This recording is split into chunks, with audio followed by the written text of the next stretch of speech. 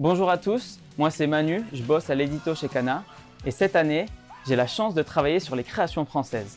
Donc après Suite Concrete, après Onera, il y a Talento 7 qui arrive le 16 septembre chez Kana. Vous avez la chance depuis ce mercredi d'avoir le titre en prépublication gratuite sur Mangayo.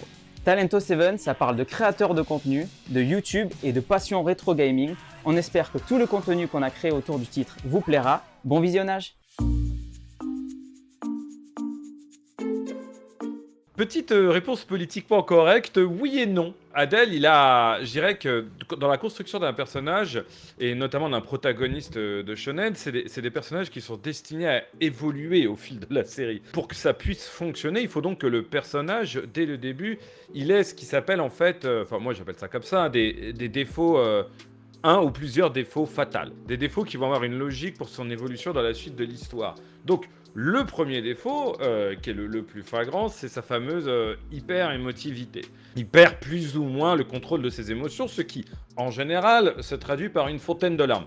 Ça peut se traduire par autre chose, mais je vais pas spoiler tout le manga. Mais bon, bref, en général, ça se traduit par des larmes. J'ai d'autres soucis, mais j'ai pas ce type de tract devant une caméra, hein, que ce soit pour des émissions ou pour un stream, etc.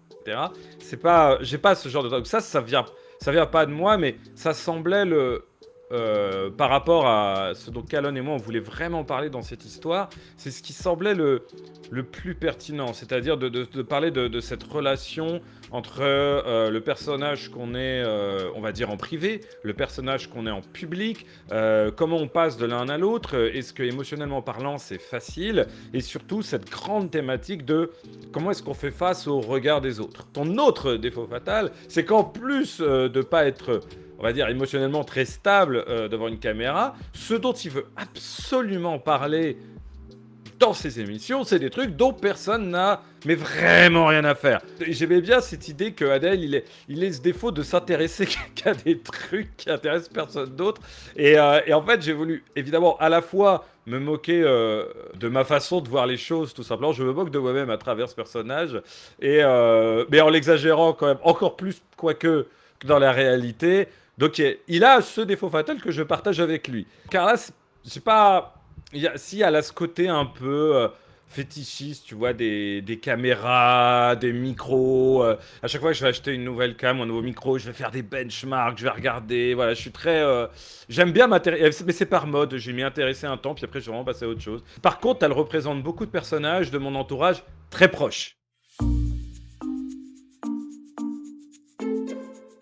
Alors pour le design des personnages, quand je suis à cette étape, déjà je demande à Izu de me donner énormément de détails sur leur caractère. Donc là on a un héros qui est hyper émotif. Pour moi je le voyais pas avec une coupe de cheveux en pétard hyper dynamique, c'était quelque chose plutôt avec... en général quand les gens sont un peu timides, ils essayent de se cacher d'une façon ou d'une autre. Et là, donc j'ai repris un petit peu cette grosse mèche de cheveux qui retombe en fait sur son front. Pour moi, il fait un petit peu, pas débraillé, mais bon, c'est pas quelqu'un qui vraiment s'autorise à être... c'est pas un métrosexuel, quoi. Donc il est là, il vit le truc un peu comme ça. Donc c'est vrai que sa coupe de cheveux, elle est un peu n'importe quoi, en fait, au final, j'avoue. Mais l'avantage, c'est qu'en fait, elle va pousser au fur et à mesure. Ça j'adore faire ça, en fait. Donc changer un petit peu les coupes de cheveux. Parce qu'en plus, la coupe de cheveux va forcément suivre aussi son évolution psychologique et son état mental. Donc je trouve ça intéressant. Je voulais plutôt blond, mais justement parce qu'il a ce côté aussi, on lui donnerait un petit peu le bon Dieu sans confession, il est hyper naïf et tout. Donc pour moi, ça s'apparentait bien à une couleur de cheveux très claire, donc blond. Carla, comme c'est son acolyte, pour moi c'était un peu l'inverse, donc je l'ai voulu brune. De toute façon, avec Izu, on était d'accord dessus. Je cherche toujours des petits trucs graphiques pour que les personnages puissent se différencier. Il y a les lunettes, parce que les lunettes, pour moi, elle a un côté assez sérieux, même si elle peut partir dans les tours assez facilement, mais en fait elle a la tête sur les épaules et les pieds sur terre. J'ai rajouté des petites taches de rousseur un petit peu à la dernière minute, en fait, j'avoue. Je sais pas pourquoi, mais je trouvais que ça lui allait bien. Et j'ai opté, là c'est la première fois que j'opte sur des sourcils très épais chez une femme. En général on fait les sourcils très fins. Là, j'avoue que dans Last Man, j'avais beaucoup aimé une des héroïnes qui avait ce regard très, très sombre, très fort, avec ses sourcils très épais. Donc, je me suis un petit peu inspirée de ça, en fait.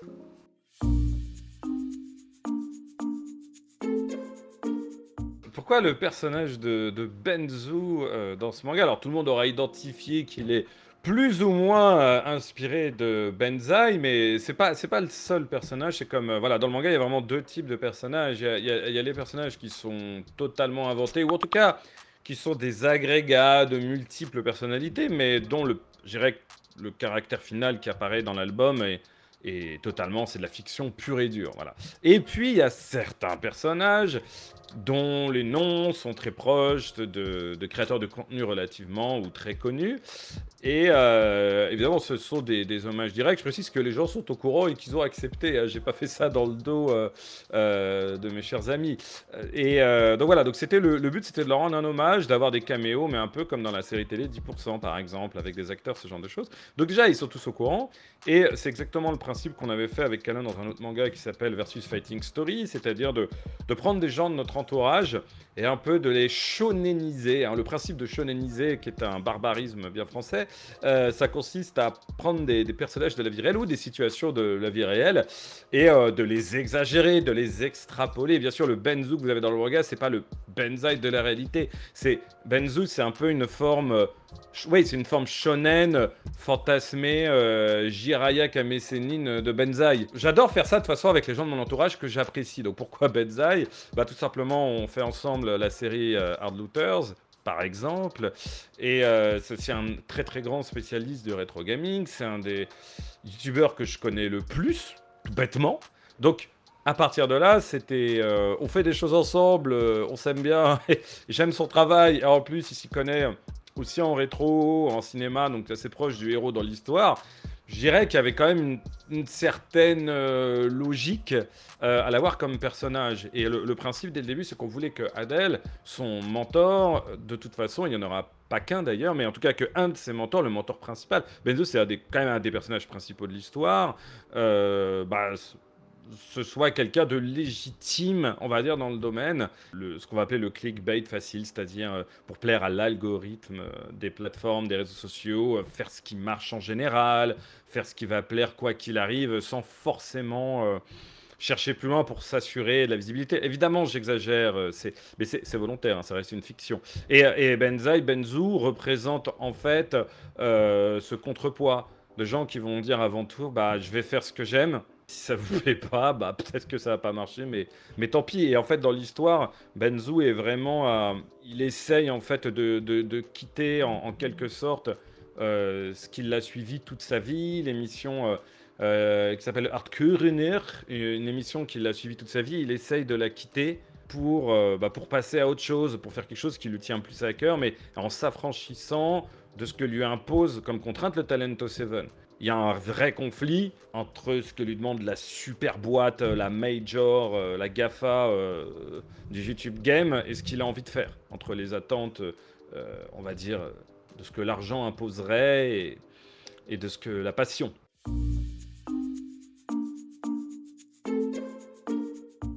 Si, je me suis beaucoup inspirée de lui. Alors, au tout début, en fait, ce que j'ai fait, c'est que j'ai carrément pris un maximum de photos que je pouvais trouver.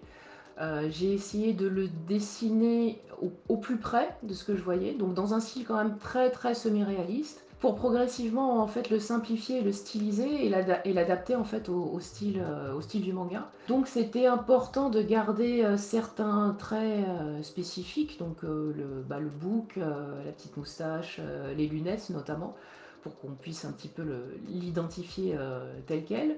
Bon, j'avoue que j'ai eu un petit souci parce que Benzai a quand même bien évolué au niveau de sa coupe de cheveux. Et bon, il faut suivre un petit peu, donc là je me sens un petit peu dépassée, donc j'essaye de lui faire pousser les cheveux au fur et à mesure, mais bon, voilà. Voilà, donc je me suis quand même beaucoup forcément référée au vrai personnage, déjà pour que les gens le reconnaissent, et puis pour qu'ils se sentent aussi et pas trop spoilés, et que voilà. Bon, mais ça va, il a la classe quand même, ça fait un bon personnage.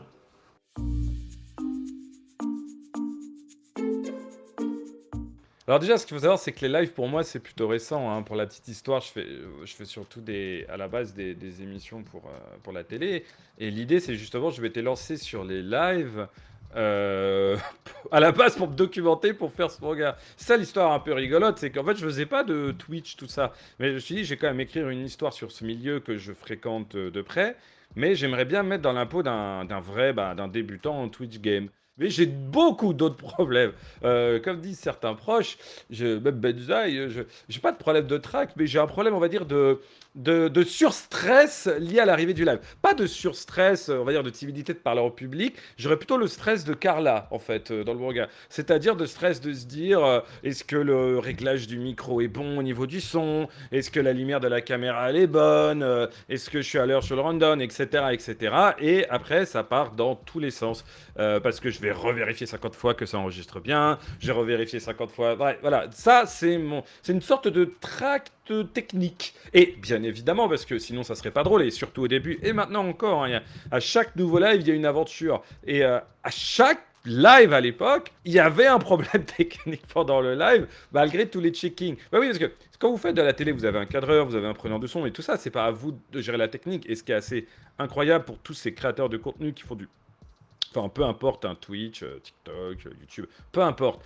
En fait, c'est qu'ils font tout à la fois. Ils écrivent, parlent, ils réalisent, ils s'occupent de la technique, etc. C'est assez rare, en fait, qu'il y ait vraiment quelqu'un derrière la technique. Quand on débute, hein, je veux dire. Après, ça change radicalement. Mais au début. Et voilà, et donc, je dis, il m'arrive à chaque fois un truc. Je vois, le plus fou qui m'est arrivé dans un live où je pensais enfin que au niveau du son c'était bon, que la caméra c'était bon. Pour une fois, ça marchait, il n'y avait pas de problème d'acquisition vidéo. Faut savoir, j'utilise, vous savez, sur certains claviers, il y a une touche avec éteindre l'ordi ou mettre l'ordinateur en veille sur la touche. Mais mon clavier qui était loin, il était sur le bureau loin, il n'était même pas devant moi. Et là, bizarrement, il y a une boîte d'un jeu qui tombe, mais toute seule, personne l'a poussée, quoi. Je veux dire, ça n'a aucun sens. La boîte tombe sur le clavier, sur la touche qui met l'ordinateur en veille. Mais genre, il y a beaucoup de touches sur un clavier. Non, non, elle tombe sur cette touche. Et en plein live, l'ordinateur se met en veille. Et bah, du coup, tu perds ton live. Il faut que tu relances un Twitch. Tu as perdu tes viewers. Ça, c'est quand même le problème technique le plus stupide que j'ai pu avoir. Mais j'en ai des histoires comme ça. Donc, mon tract avant un live, c'est pas de parler devant des gens. C'est le stress que ça se déroule bien déjà d'un point de vue technique parce que, il faut bien l'avouer, ce n'est jamais le cas.